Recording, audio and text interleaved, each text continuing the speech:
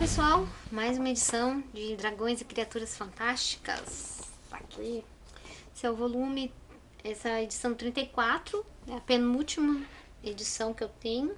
E vai falar sobre o Viverne de Mordiford, o dragão e a donzela. Temos aqui uma figura que vem junto. Dá pra focar? Tá focando aqui? Focou, muito bem.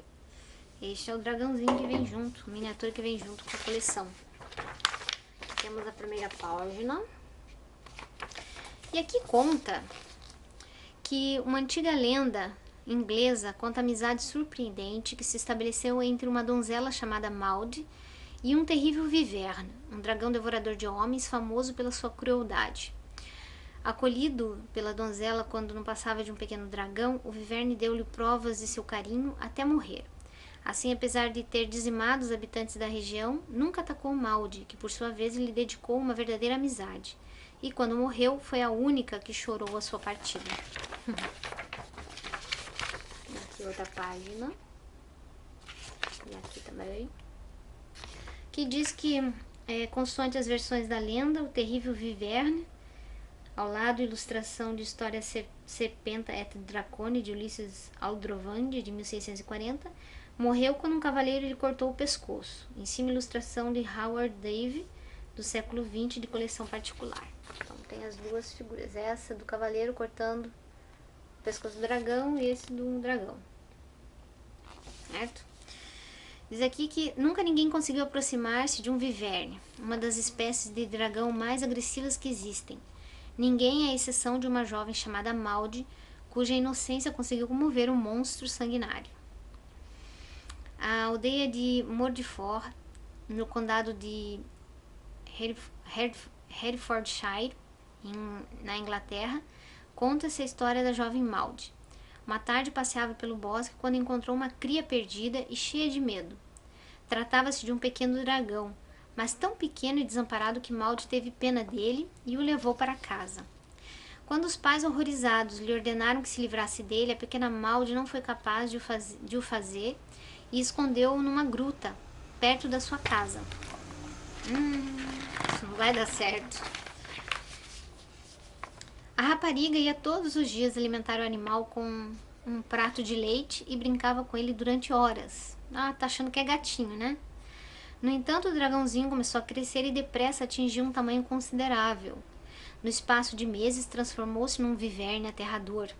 Seu corpo de réptil cobriu-se de escamas verdes e brilhantes, cortantes como a lâmina de um punhal. Na cauda cresceu-lhe um ferrão envenenado e as asas pareciam as de um morcego gigante. Uma criatura assim não podia contentar-se com um prato de leite e começou a matar o gado dos criadores das redondezas. Infelizmente, não ficou por aí e começou a atacar os próprios criadores, ganhando gosto pela carne humana. A única que não tinha que temer o Viverne era a pequena Maud, pois podia continuar a aproximar-se do dragão, tocar-lhe e brincar com ele sem correr perigo. No entanto, a rapariga reprovava o comportamento do amigo e tentou convencê-lo a deixar de agir assim, mas em vão. Os habitantes de Mordiford, fartos dos ataques da besta, resolveram atuar e encarregaram um deles de acabar com o monstro. Ao saber disso, Maud surgiu quando o enviado do povo se preparava para cortar a cabeça à besta e, gritando desesperada, atirou-lhe uma pedrada.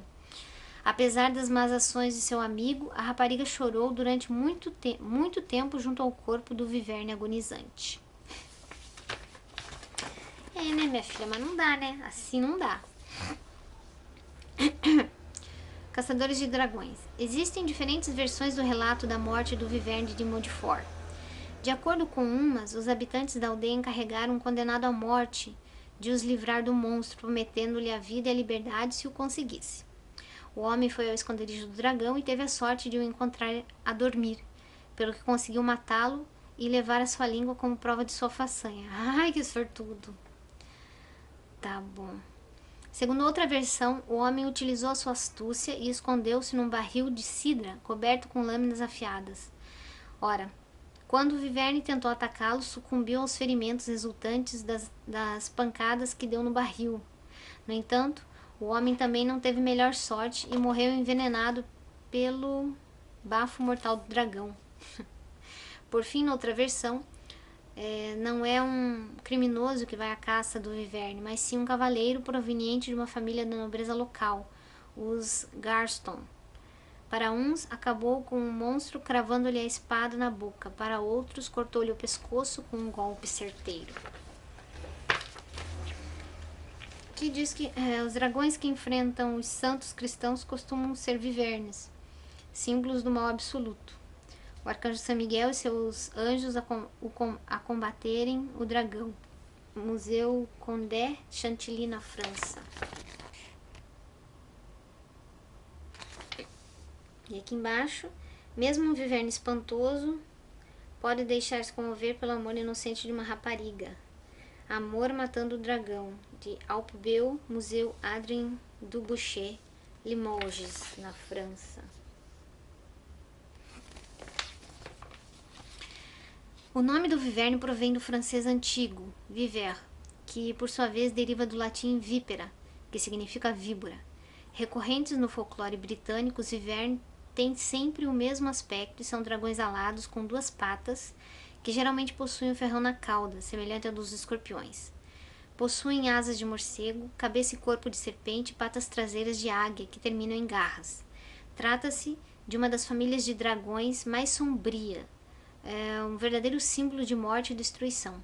Devido ao seu bafo pestilento, dizia-se que por onde passavam provocavam doenças e sobretudo a peste, pelo que era habitual serem acusados das epidemias que se propagavam entre os seres humanos ou o gado. Não tem ninguém para culpar, né? A gente inventa um dragão.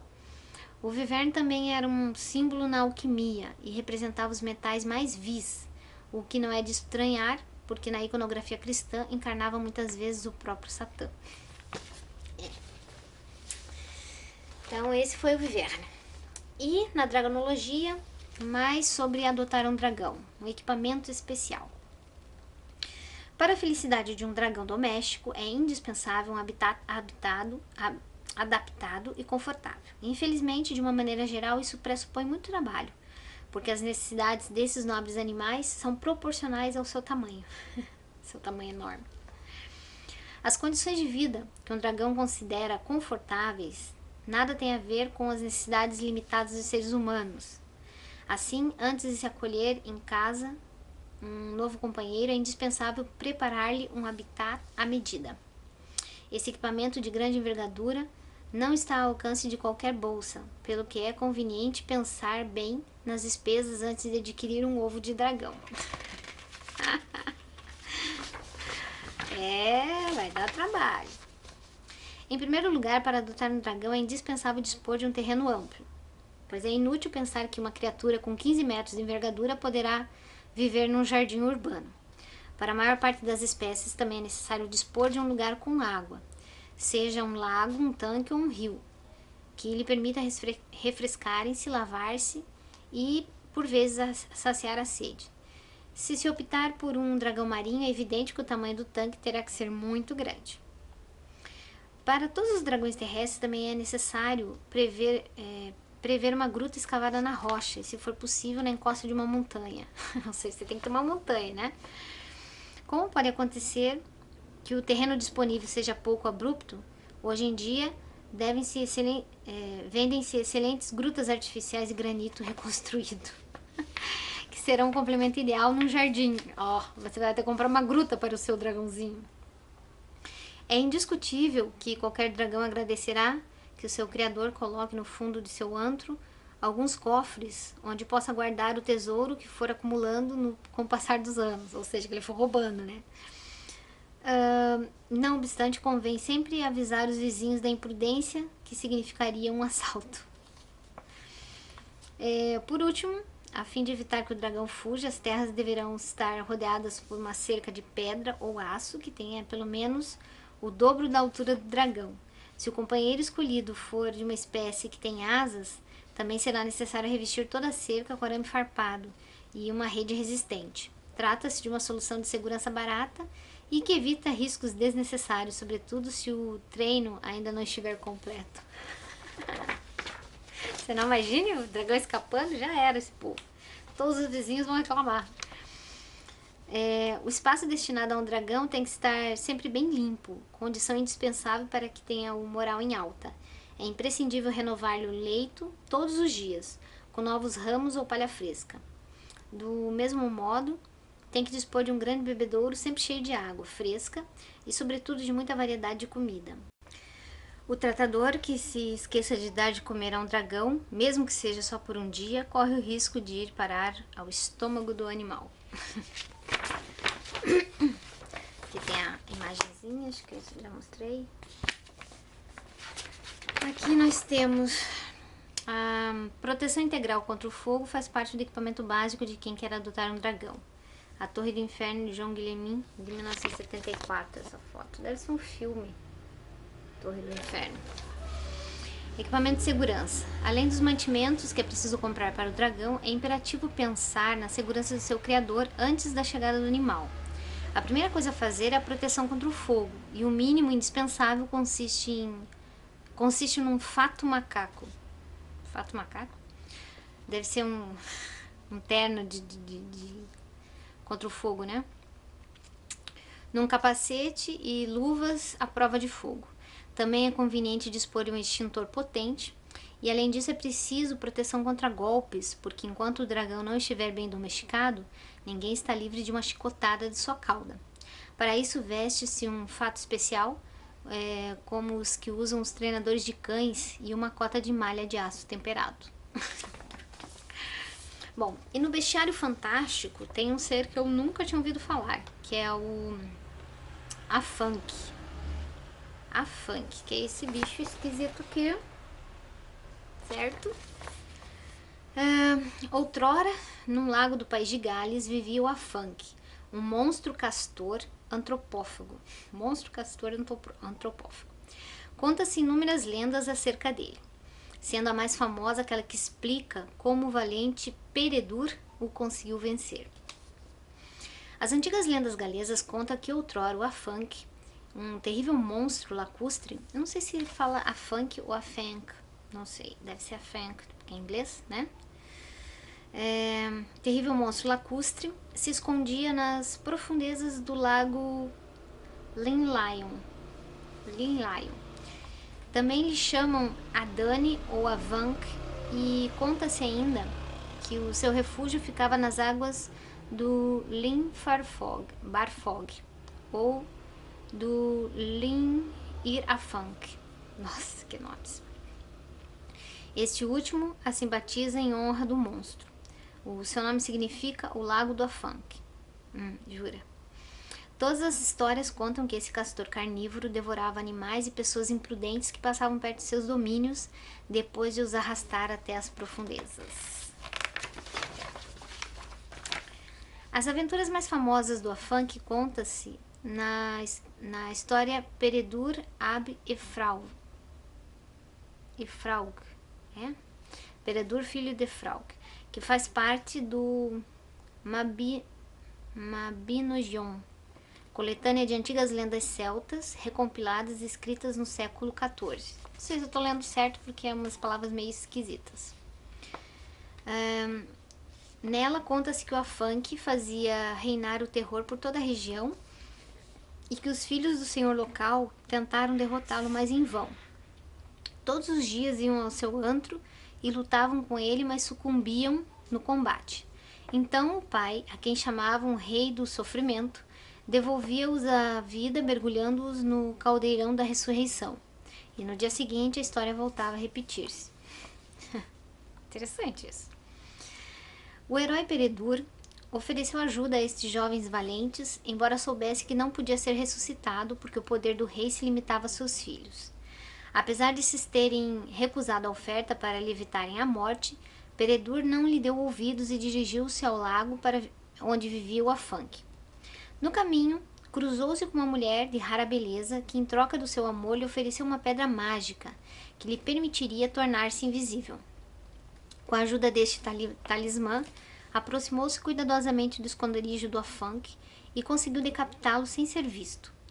Peredur juntou-se com a bonita jovem, que era a fada imperatriz da grande Cristianobil de Constantinopla.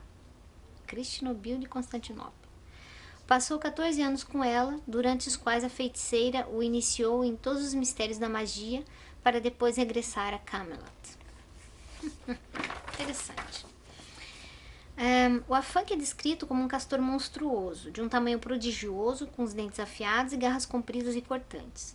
No entanto, alguns relatos também o retratam como um crocodilo, um anão ou até um espírito demoníaco das águas. Uma lenda afirma que, tal como o Minotauro grego, exigia um tributo cruel às cidades vizinhas, que tinham que lhe entregar regularmente como alimento um grupo de jovens. Caso contrário, a sua cólera era tão violenta que provocava inundações colossais e devastava as colheitas e as aldeias da redondeza. Aqui tem a Imperatriz Cristinobio. A Imperatriz Cristinobio ajudou Peredur a vencer o Afanc. Esse aqui é uma ilustração de Milton Gallery, em Zurique. Tá aqui a retrata fada que ajudou Peredur. E aqui embaixo, Percival, uma figura equivalente a Peredur. Essa ilustração é de Percival por Hermann Hendrick, Museu de Richard Wagner, em Bayreuth, Alemanha. Bonita essa ilustração. Diz aqui a epopeia de Peredur. Peredur, a história em que aparece o Afanc, é uma das obras-primas da literatura medieval anglo-saxônica. As aventuras do herói galês são muito semelhantes às de Percival, o herói de Cretins de Troyes, com uma diferença importante: a busca do Santo Graal não aparece nela.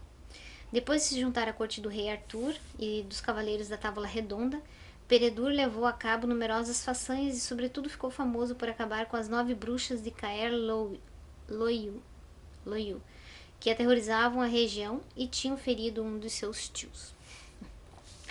E essa foi mais uma edição de Dragões e Criaturas Fantásticas, o Viverne, de Modifort, que tem vários vivernes, né? Até a próxima!